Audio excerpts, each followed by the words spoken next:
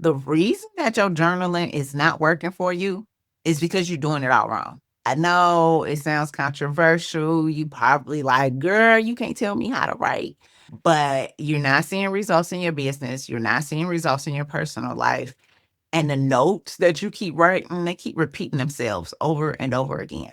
What we're going to talk about in this video is the things that you keep putting in your journal, the how you feel, what your customer did to you, even the notes that you write down that are kind of scattered, and figure out how to apply and write in your journal where it's a repeatable process. Something that you can say, hey, I can make this much money. I can turn this into a SOP. I'm able to take this and multiply this and go and hire other individuals to make this dream come true. Yes, we're talking about journaling as a business owner. It's a little different when we talk about journaling as a business owner versus just journaling for personal growth. I'm Angie, your favorite journaling mentor. And in this video today, we're going to talk about 4 steps of journaling as a business owner. There's 4 things that we kind of leave out, and I want to make sure that you understand them. So grab your pen and your paper and let's jump in. At some point, the history of journaling was more based on how to actually document your day-to-day processes, right? That's why journaling is oftentimes coming from a male's point of view. It didn't turn into the self-care, women-only journal type of thing until probably more so the mid-60s, where it was kind of take care of ourselves and household kind of thing, right? And I'm not saying that you can't journal as a woman, definitely not saying that.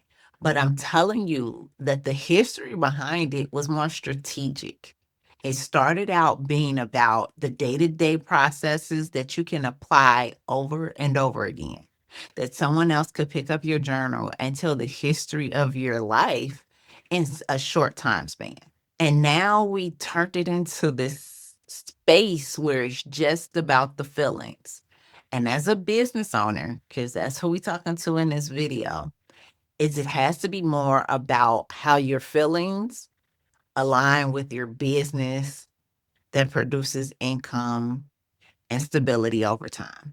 Those are the things that we are learning to do in this video about journaling as a business owner.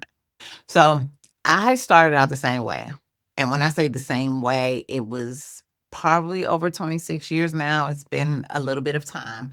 But I started journaling because I needed emotional support. I needed a safe space to land when a day was hard after I had, tried to take my life when I was very young, 19. So in that time frame, I began to use journaling as a tool to motivate me and to actually like decompress, right? So in that, I learned that journaling wasn't just for my emotional dumps.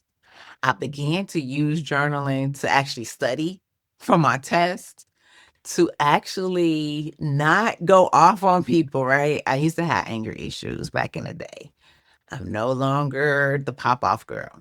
But what happened was I began to use it to solve a problem and not just to leave my problems there. And when I say that, it became a process. So the first process is to actually write down everything that I'm thinking about. Everything that comes to mind, you write out. That would be the first thing, is to just dump it. Because if the thoughts are constantly swirling in my mind, who to pay, how to pay, who I'm going to talk to, how's my mother doing? My grandparents are sick. Like, you have all these intrusive thoughts.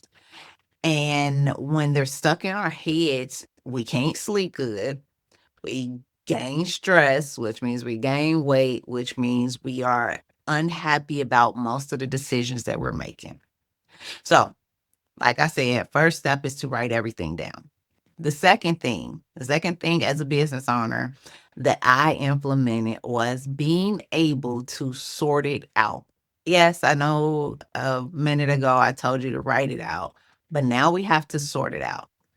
I began to sort it out in a manner of I need to do this or I'm going to pay somebody else to do this. I pay people to do stuff even in college. Sometimes you got to think smarter and not harder. And so I would pay people to do certain things. I was never a cheater, but I will pay you to do some stuff for me. But in that, it's finding the space where it's my duty or it's somebody else's duty.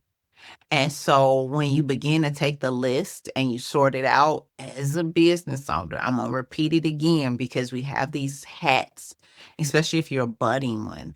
You have these hats you wear and the plate is full, but you have to determine, is this my task or is this a temporary task that I have to offload very soon because it's not making me any income right now?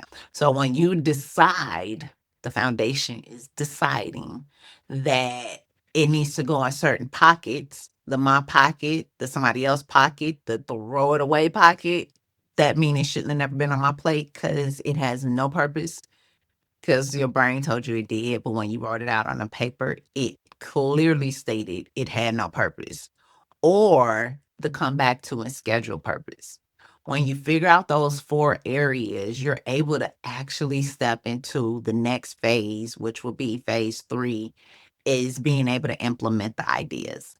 The third step or the third idea is to take the journaling method that we just dumped, we sorted out, and now we got to implement it, right? And when I say implement, it's not just writing our feelings, but writing a standardized SOP, writing an email that needs to be sent off so that you can close a deal, writing a proposal that could land you in a position to speak in the near future or build a relationship that allows you to be more confident in the work that you do, no matter what your job is or job title.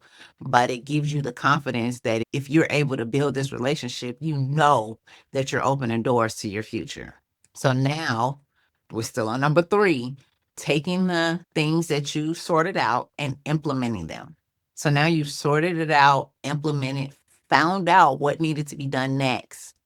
And truth be told, this is the stuff that people they leave up for guessing. You kind of feel like it doesn't need to be done, and I have all the thoughts in my head. But if you don't make it this far in a video and or in actually sorting out your thoughts, you're leaving money on the table. I'll repeat that again. If you don't make it this far to actually implementing the ideas and sorting them out, you're leaving money on the table. Number 4, and that would be like the icing on the cake, right? We done the dumping, we did the sorting, we actually went ahead and implemented, right? We wrote the items out, we talked to the person, but now it's time to actually like make it a thing. And it will be the process of the execution.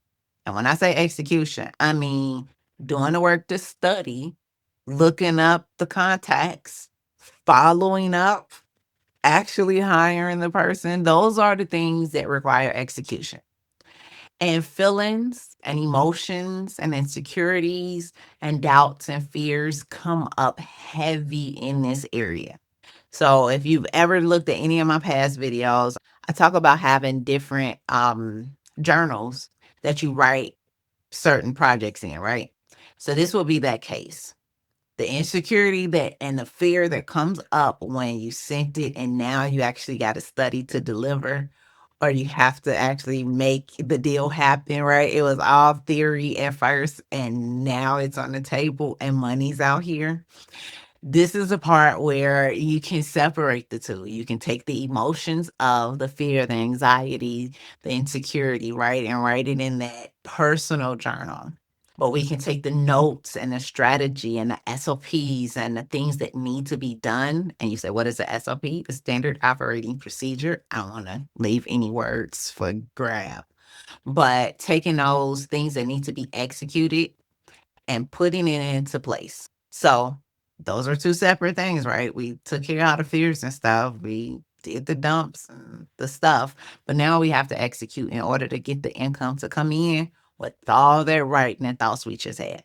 So, with all of that being said, I know we went through a heap of steps, or four to be exact, of how to journal as a business owner, how to journal as a budding entrepreneur, how to journal as a person, a whole human that runs an entity, a company, a business, an idea that has manifested into reality, right? You're exchanging money for time and time for money. I want you to feel comfortable enough to know that you're not doing this alone.